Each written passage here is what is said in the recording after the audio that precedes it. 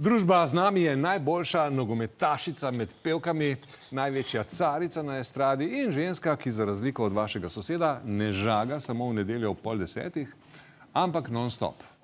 Tanja Žagar.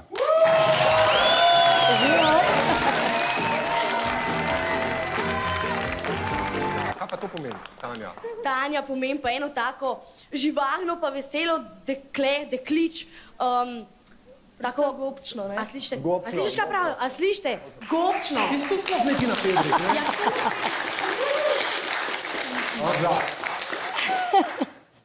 Kje je to? Živijo, Tanja! Živijo, družba!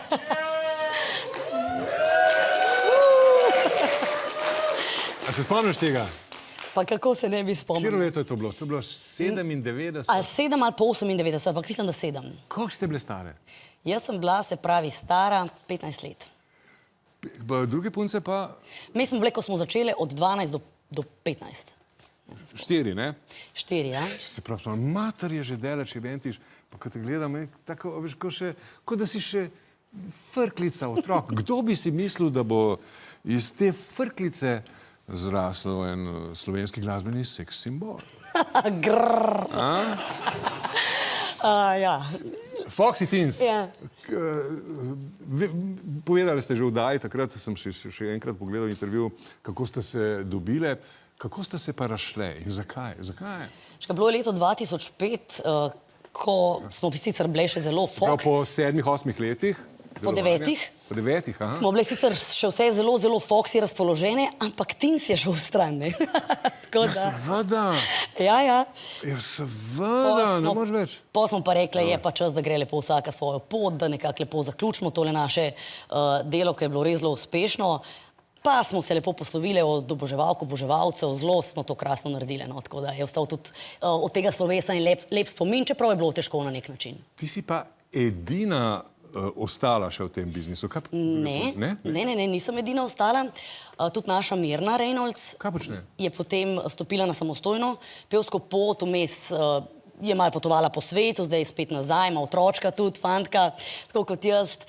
Potem Špela Grošelj, ki je bila z nami 2 leti, ravno tako dela solo, vmes je bila še pri Atomic Harmonic, tako smo se kar, no, malo razmrežile naokrog. Jaz sem se pa pač takrat odločila, da stopam tudi na samostojno pevsko pot in nadaljevala. Ampak dejstvo je, da si iz te skupine ti prišla, se pa uspela, recimo, najdlje.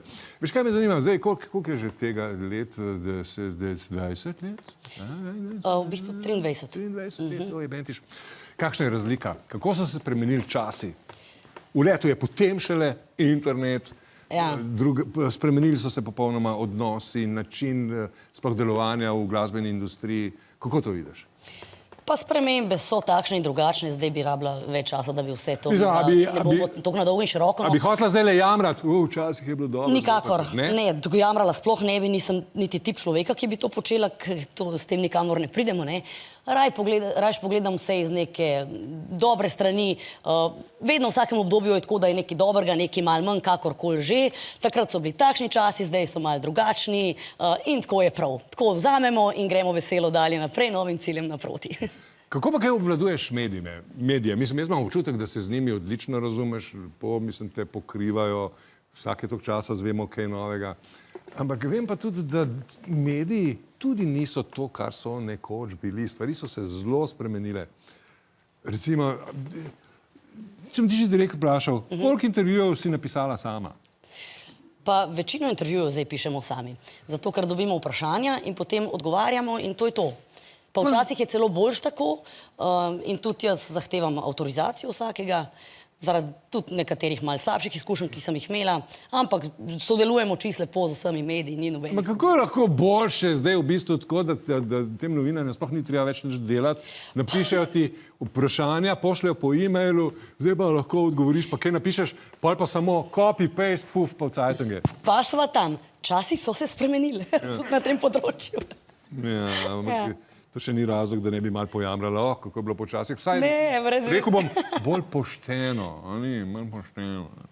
Pa veš kaj, vedno je in bolj pošteno in manj pošteno, smo takšni in drugačni ljudje, bili smo in bomo, tako da svet je tak, zdaj vsak more pa s svojim življenjem razpolagati in ga v tisto smer peljati, ki sam misli, da je najbolj prav, pa ki se najbolj počuti. Kaj pa tvoje fotke, a jih sama plasiraš v medije? Mislim, tako, imaš svoje poti? Glede na to, da se veliko fotk pobere kar iz Facebooka, iz Instagrama, so to te, ki jih seveda jaz plasiram. Imaš raje, da imaš vsaj kontrolo, pa tle imate, da jih ne boste sami brstali. Določene tako, seveda. Hodili slikati na nudo plažo. Se jaz vodim usmerjam s to svojo glasbeno pot, ne.